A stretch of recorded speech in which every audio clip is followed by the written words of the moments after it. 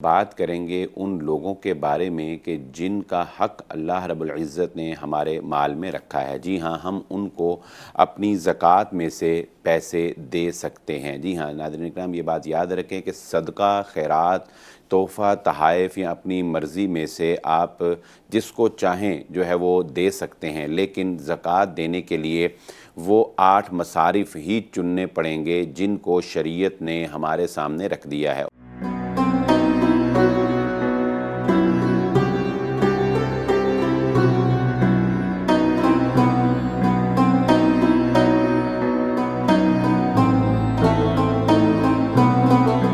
بسم اللہ الرحمن الرحیم۔ پروگرام ستارہ حرم کے ساتھ میں ہوں آپ کا میزبان بلال احمد۔ ناظرین اکرام، آج ہم پروگرام میں بات کریں گے ان لوگوں کے بارے میں کہ جن کا حق اللہ رب العزت نے ہمارے مال میں رکھا ہے۔ جی ہاں، ہم ان کو اپنی زکوٰۃ میں سے پیسے دے سکتے ہیں۔ جی ہاں ناظرین اکرام، یہ بات یاد رکھیں کہ صدقہ، خیرات، تحفہ، تحائف یا اپنی مرضی میں سے آپ جس کو چاہیں جو ہے وہ دے سکتے ہیں، لیکن زکوٰۃ دینے کے لیے وہ 8 مصارف ہی چننے پڑیں گے جن کو شریعت نے ہمارے سامنے رکھ دیا ہے۔ اور وہ 8 مصارف اللہ رب العزت نے سورۃ التوبہ آیت نمبر 60 نمبر آیت میں جو ہے وہ بیان کیے ہیں، جو ہم انشاءاللہ آج ایک ایک کر کے آپ کے سامنے رکھیں گے تاکہ ہماری زکوٰۃ ان لوگوں تک پہنچ سکے جو لوگ جو ہے اس کے مستحق ہیں۔ اور یہ ٹاپک بھی اسی لیے منتخب کیا گیا ہے کہ رمضان المبارک میں ہم لوگ زکوٰۃ دینے کا خصوصی اہتمام کرتے ہیں۔ آئیے دیکھتے ہیں اس آیت میں اللہ رب العزت کیا فرماتے ہیں۔ فرمایا انما الصدقات للفقراء والمساکین والعاملین علیہا والمؤلفۃ قلوبہم وفی الرقاب والغارمین وفی سبیل اللہ وابن السبیل فریضۃ من اللہ واللہ علیم حکیم۔ انما الصدقات للفقراء والمساکین، تمہارے صدقات، یہاں صدقات سے مراد بالاتفاق زکوٰۃ ہے، یعنی تمہاری زکوٰۃ کے مستحق، تمہاری زکوٰۃ کے حقدار وہ لوگ ہیں جو اب اس کے بعد بیان ہو رہے ہیں۔ کن کے لیے ہے؟ للفقراء، سب سے پہلے اس میں آتے ہیں فقیر لوگ۔ جی ہاں ناظرین اکرام، فقیر کون ہوتا ہے؟ جیسا کہ اس کے نام سے ہی واضح ہے کہ ہمارے ہاں جس کو غریب سمجھا جاتا ہے، جس کو غریب کہا جاتا ہے، جی ہاں اس کی تعریف یوں سمجھ لیجئے کہ فقیر وہ ہے، جیسا کہ فاقے کا لفظ آپ بولتے ہیں، فاقہ لفظ اور فقیر لفظ دونوں قریب قریب ہیں اور سمجھنے میں بڑی آسانی ہے۔ تو فقیر وہ ہے کہ جس کے اوپر فاقہ آ جائے، جس کے گھر میں فاقہ کشی آ جائے، اسے ہم فقیر کہیں گے۔ تو ایسا بندہ جو بیچارہ اتنا کمزور ہو گیا مالی اعتبار سے کہ اب اس کو گزر اوقات جو ہے وہ بھی کرنا مشکل ہو گیا اور اس کے اوپر فاقے آ گئے، تو اب شریعت اس کو اس بات کا حقدار گردانتی ہے کہ آپ اپنی زکوٰۃ میں سے اس کو مال دیں تاکہ اس کی فاقہ کشی اور یا اس کی یہ ذبح حالی جو ہے یہ ختم ہو سکے۔ دوسری چیز والمساکین، ناظرین اکرام مسکین کے بارے میں بہت ہی احتیاط کی ضرورت ہے اور بہت ہی الرٹ رہنے کی ضرورت ہے۔ مسکین کون ہوتا ہے؟ رسول اللہ صلی اللہ علیہ وآلہ وسلم کے فرمان کے مطابق مسکین وہ ہوتا ہے کہ جس کی ضروریات زندگی کے اخراجات زیادہ ہوں اور اس کی آمدن جو ہے وہ کم ہو۔ جی ہاں ناظرین اکرام، مسکین جو ہے اس کو پہچاننا بہت مشکل ہوتا ہے۔ اس کو پہچاننے کے لیے انسان کے پاس وہ تڑپ ہونی چاہیے، وہ دل ہونا چاہیے، وہ فکر ہونی چاہیے جو انسانیت کو انسانیت کا درد سکھاتی ہے۔ جی ہاں، مسکین ایک خوددار قسم کا انسان ہوتا ہے۔ یہ آپ کے پاس چل کر نہیں آتا، یہ آپ کے سامنے ہاتھ نہیں پھیلاتا، لا یسألون الناس الحافا، یہ آپ سے چمٹ چمٹ کر سوال نہیں کرتا۔ یہ ہو سکتا ہے کہ اپنی اس سفید پوشی کے اندر جان تو دے دے لیکن کسی کے سامنے ہاتھ نہ پھیلائے۔ یہ ممکن ہے کہ یہ اپنی حیا، اپنی غیرت کے اندر جو ہے وہ اس دنیا کو چھوڑ جائے، لیکن یہ گوارا نہ کرے کہ اس کے حالات جو ہیں یہ از خود کسی کے اوپر آشکار کرے۔ تو آپ کو مسکین تک خود پہنچنا پڑے گا، آپ کو مسکین کو خود تلاش کرنا پڑے گا۔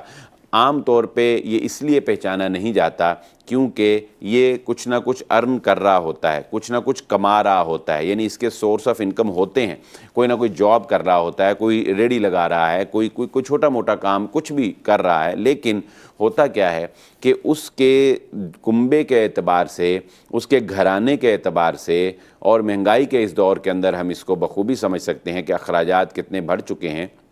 تو اس کے کنبے کے اعتبار سے اس کے اخراجات جو ہیں وہ اتنے زیادہ ہوتے ہیں کہ اس کی آمدن اس کے اخراجات کو پورا نہیں کر پاتی۔ نتیجہ کیا نکلتا ہے کہ یہ مسکین جو ہے یا تو یہ بیچارہ گاہے بگاہے فاقہ کشی کرتا ہے، یا پھر یہ مسکین جو ہے گاہے بگاہے کسی سے قرض لیتا ہے اور پھر قرض کے اندر دبتا چلا جاتا ہے، یا پھر یوں ہوتا ہے کہ یہ اپنی گھر کی چیزیں جو ہے وہ فروخت کرنا شروع کر دیتا ہے، اور ان کو فروخت کرتے کرتے بالآخر یہ بہت نیچے لیول کے اوپر چلا جاتا ہے کہ اس کے لیے سروائیو کرنا بھی مشکل ہو جاتا ہے۔ تو مسکین جو ہے اس کو تلاش کر کے اس تک اپنے زکوٰۃ جو ہے اس کو لازماً پہنچانا چاہیے۔ اور اس میں بھی ہمیں یہ فقیر اور مسکین میں بھی ہمیں شریعت اس بات کی تلقین کرتی ہے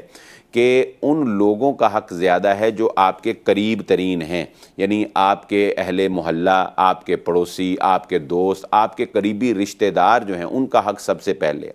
بلکہ رسول اللہ صلی اللہ علیہ وآلہ وسلم نے رشتہ داروں کا خیال کرنے میں دوہرے ثواب جو ہے اس کی نبی صلی اللہ علیہ وسلم نے بشارت سنائی ہے کہ صلہ رحمی کا ثواب بھی تمہیں مل جائے گا، اور اس کے ساتھ ساتھ ان کے اوپر خرچ کرنے کا ثواب جو ہے وہ بھی تمہیں مل جائے گا۔ تو اپنی زکوٰۃ میں سب سے پہلے اپنے قریبی لوگوں کو جو ہے انسان کو تلاش کرنا چاہیے۔ والعاملین، عاملین کا تعلق ہمارے ذاتی فرد سے نہیں ہے۔ عاملین وہ لوگ ہوتے ہیں کہ جن کو زکوٰۃ کے اوپر مامور کیا جاتا ہے، یعنی حکومت ریاست جب زکوٰۃ کلیکٹ کرتی ہے تو جن لوگوں کو زکوٰۃ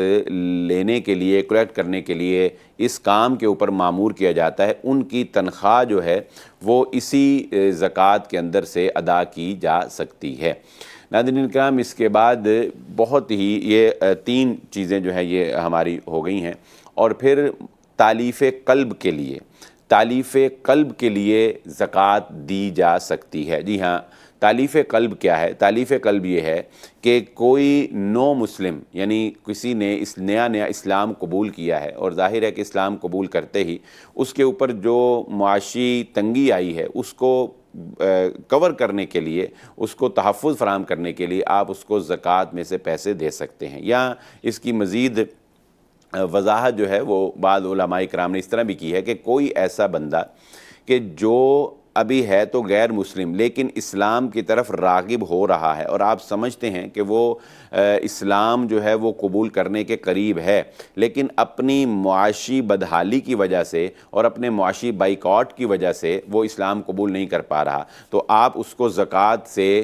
جو ہے وہ فنڈنگ کریں تاکہ وہ اسلام قبول کر لے۔ اس کو اس بات کا خدشہ نہ ہو کہ میرے اسلام قبول کرنے کے بعد میرے گزر اوقات کا کیا بنے گا۔ تو جب اس کو آپ زکوٰۃ دیں گے تو اس کو یہ تحفظ مل جائے گا کہ میری گزر اوقات جو ہے، اگر میں اسلام قبول کرتا ہوں اور میرا معاشی بائیکاٹ جو ہے وہ میری برادری کی طرف سے ہوتا ہے تو بھی میں جو ہے وہ اپنے آپ کو جو ہے وہ سیف کر پاؤں گا۔ یہ 4 مصارف جو ہیں وہ زکوٰۃ کے ہو گئے۔ 5واں جو ہے اس کی ہمارے معاشرے کے اندر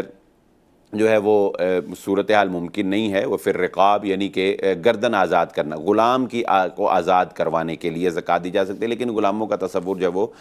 ختم ہو چکا ہے۔ اور اسی طرح